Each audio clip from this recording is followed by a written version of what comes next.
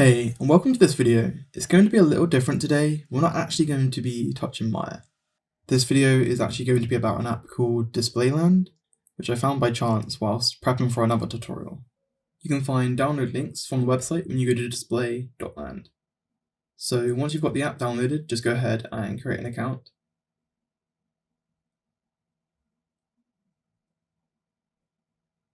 And then all you have to do is click the plus button, and then click begin when you're ready to start scanning.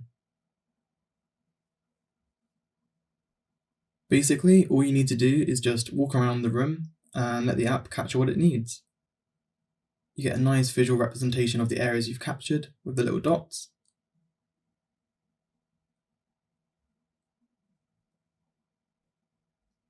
Okay, cool. Once you've fully scanned your object, you can click stop and then just let display.land just process your data in the cloud. So once you receive the notification from Meshroom saying that your mesh is ready, you can either view it inside of the app, or you can actually do what I did, which is send a link to your computer. Once I had the mesh loaded up in my browser, I downloaded it, and inside of Maya, I did some cleanup, which you can do just by selecting the faces you don't want and deleting them.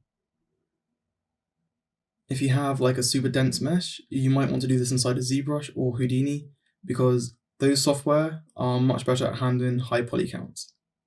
Okay, so you could use this model in your games with a little more work reducing the poly count, but I'm just going to leave it as it is because I'm going to be using this photogrammetry for matchmove to get a good lineup and solve.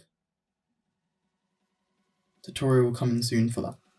I hope you find this app useful, or at least fun to play with. Thanks for watching, please like, subscribe, and I'll see you in the next one.